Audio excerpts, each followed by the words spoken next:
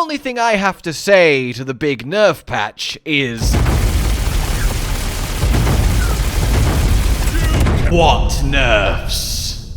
Hello, my fellow Vault Hunters and my fellow Vex players. We've been nerfed, infinite bleed is gone, the crit knife has been brought low, though it's still really powerful, and various other shenanigans have been looked at. But the thing is, who cares? You're already seeing what's going on in the background. This, of course, is all post-patch, post-quotes nerf footage, and, well, a couple weeks ago, I decided to sit down and theory craft the most powerful Vex build, not using anything that I thought would be nerfed in the confirmed upcoming nerfs. And guess what? I was right on the money. Yes, not only has that build survived as I hoped and planned for it doing, it's now actually stronger because now we can use bleed because bleed is fixed and it's not just cheap anymore, and we can use the crit knife because the crit knife is fixed and it's not cheap anymore. So it's actually even stronger than ever, and that makes me so happy, warm and fuzzy inside. Now, there are a few things post-patch that are definitely really strong, a couple that may still not really be intended, but when it comes to dealing damage with your actual build, this thing is up there in contention for best in the game, especially now in the wake of all the previous best builds getting kind of devastated.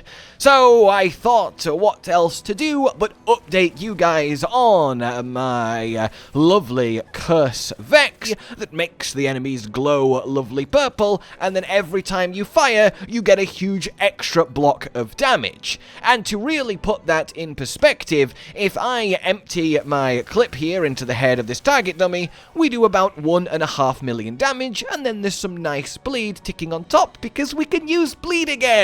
Whereas if I melee first and then do exactly the same thing, well, the damage skyrockets up to 2.4 million. That's quite the gain from doing a single melee before you fire. Cursed Blade and Extra Cursed is just clutch and more delicious than ever. And now that we can work bleed back into it, it's even better for just general mob clear, because you only need to fire a couple of bullets, just let it bzz, and then stop firing for every enemy, and then bleed will do the rest. And even on this driller site, when I did get to the boss, I kind of totally mind blanked and forgot to save my Incarnate form for infinite ammo against the boss, and it still died to just 2 normal reloads anyway, which I find absolutely hilarious. This thing is just smooth to play, strong, and in a post-patch world, a firm favourite for just the best build in the game, and I'm really, really happy with it. So let's go over everything that was there and everything that is changed. Before we get into the nitty-gritty though, this does use the Amp and Teen Witch combo, the lifesteal into your shield to consistently grant the 100% gun damage,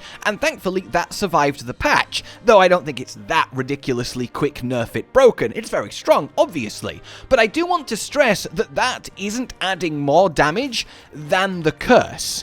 If I, well, take off the amp on my shield, using now a different What's for Dinner, if you remember that I did about 1.5 million by unleashing the full clip, well, when I do it now, I do about 1.2 million. We're actually getting a huge amount of damage out of the Amp Lifesteal combo, at least nowhere near compared to the Curse Melee. So that's why I really do love the Curse Melee being the star of the show here. And when we get more skill points, if that ever does happen across DLC, etc., and we can finally spec into ranged melee so we don't even have to physically touch the boss, it's just going to be that much better. In any case, let's go over it. Starting with Dead Ringer, our blue tree, you want to put 5 out of 5 into Cold Iron, just to get that 15% gun damage. There really isn't anything else here. If you do a lot of mobbing with this, and therefore don't have Incarnate form up all the time for infinite ammo, putting 3 out of 3 into Idle Hands, just to make it feel a little bit smoother, get that reload speed, and then just 2 into Cold Iron, is completely fine. You do enough damage that you're not going to miss a few percents of gun damage here.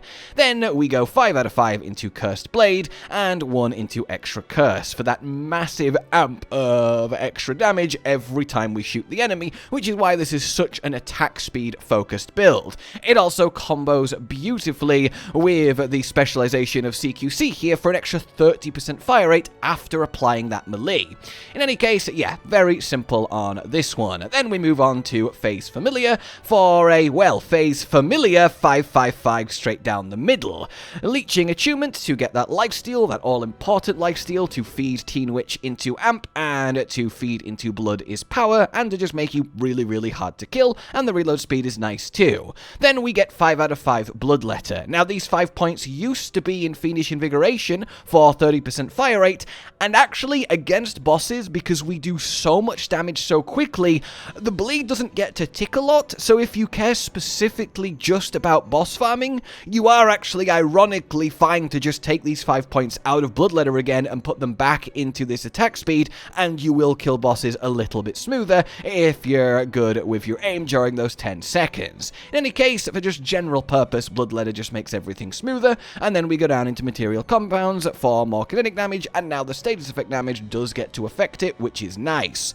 Then we want a 5 out of 5 here, critical hit chance anywhere. Now that the knife is nerfed and it's 30%, this takes it to 45, which is really, really solid for any hit that misses the head / the weak spot. Then we move on down here to put 5 out of 5 into Drink Full. This is a fire rate build, and this is a lot of fire rate. We grab Witchy Trigger Finger. This both gives us an infinite supply of ammo, we never have to reload, and 45% more gun damage. What is not to love? Lastly, we put 5 out of 5 in Grave Vitality. That is just to move on. It's not really crazy helpful, though. It's a bit of survivability. And then we get 5 out of 5 into Essence Leech for another 20% lifesteal during our Incarnate, which then converts into a lot more kinetic damage during Blood is Power, but also into more shield regen. We don't take Heartpiercer, because if you do, the animation of your Eldritch Blast will be too slow that you will fire too quickly and you'll have to reload despite having Witchy Trigger Finger to refill your ammo. You need to just leave it like this so you can maintain that infinite magazine size. That's that then on your skill tree. Specialization wise, we want 20 in Survivor so we can grab the best defense for just an extra 30% damage when shields are full, which of course they constantly are with all of our shield lifesteal. We want Riddle You This for a load of gun damage as we fire, stack this up very, very quickly. An extra 30% fire rate from CQC to combo with our melee curse. This just amps it even further. Now we've got bleed back in, we want contamination just to make it apply as easily as possible, though if you want the build to play as smooth as you can, get Now with Caffeine instead so you can incarnate more often, and that will make things just work better over a longer period of time instead of just a single boss. And that's kind of where you're at for your specialization tree. After that, you just want to pour points in to Killer until the diminishing returns aren't good enough. For the gear then, it's fairly straightforward. We need specifically a Whiskey Foxtrot, and you need it to have a Ripper licensed magazine, so you just get that insane fire rate while still maintaining really high damage per bullet. And that results in this beauty. You charge up and then just burr forever, and it's so much fun.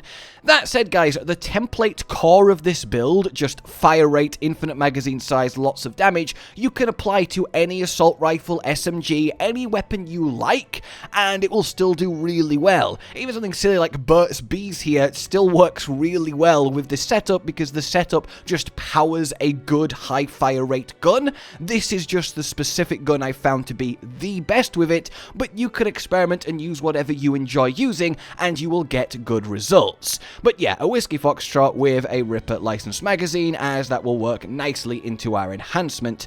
And then we go to our Crit Knife. Nerf down to 30%, but still obviously amazing. That extra 15% damage taken, obviously still amazing. This thing is great. Though, heads up, if you throw more than one, you have such fire rate that you might actually run out of ammo just in the animation time of throwing knife and then Eldritch Blasting, and that's something that we will talk about. For your rep kit then, we want ourselves a Chrome, so you get 30% fire rate, or I guess Warpaint being specifically the rep kit in question, along with Enrage for 30% damage. This is obviously just a massive amp for 15 seconds, and really, really strong. For our class mod, we want Teen Witch, and ideally you want either damage dealt or crit strike chance. You want ranks into the green tree skill for an actual bump in damage, but more than anything, we just need that effect to lifesteal into our shield to power then our choice of energy shield, which is What's for Dinner. The Overshield Eater means that we are just gaining 25% shock damage, and this doesn't mean any damage we do in shock is 25% bigger. No, it means any damage you do is applied again at 25% of it as shock. So if you do 1000 damage, you'll gain an extra 250 damage in shock. It's actually a huge increase, and that's why just using What's for Dinner, even without amp, is still incredibly strong, and you don't need to get a perfect What's for Dinner plus amp. You can use just a normal What's for Dinner, then use a different class mod, like even just this for 5 more ranks of Blood Eye, and still have a really, really strong build. The amp Teen Witch combo is nice, but it's not critical. Just use your best class mod and a What's for Dinner if you can't field this specific combo. In any case, then, we move on to our enhancement, where your ideal is Bullet Hose and Box Magazine Vladof. Box Magazine is the best one if you just have a single enhancement Vladof, and that's really nice. Now, I have good accuracy and shotgun equip speed here, which is absolutely garbage. This could be a lot stronger if I actually had like assault rifle damage or gun damage, crit damage, so on and so forth. So you might actually have a better enhancement than me, even if it's just a purple with just Box Magazine but 3 good modifiers on top of that. In any case then, that's where you're at, and when it comes to our firmware, we want, of course, 3 out of 3 in Deadeye for all of that critical goodness, and then we want an extra 5% lifesteal with Rubber Band Man. Sadly, this lifesteal doesn't work with our skill tree, and I don't think the patch has fixed that, but it's still nice and worthwhile because it powers this combo even better and keeps you alive. If you don't have this combo and you're using a different take on this, then you can use a different 2-set firmware too.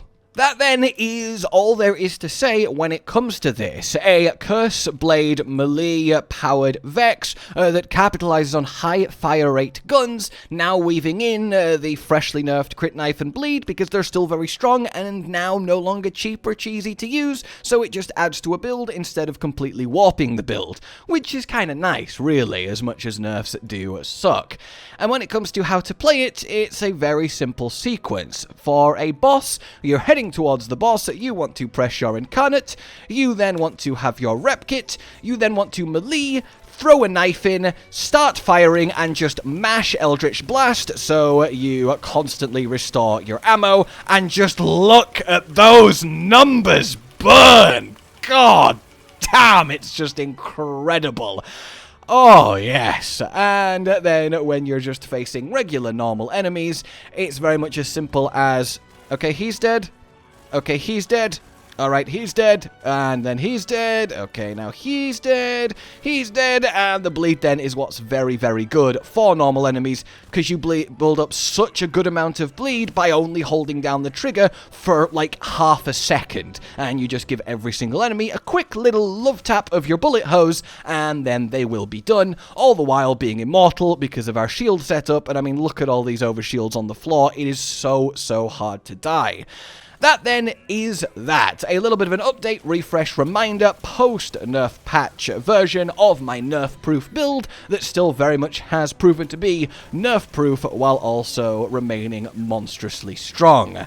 I hope you have enjoyed this. Like and subscribe if you do. Look forward to more Borderlands 4 goodness in the future, especially when our first proper update happens in November. But until then, consider supporting the future of the channel on Patreon down below. And until we meet again, a goodbye.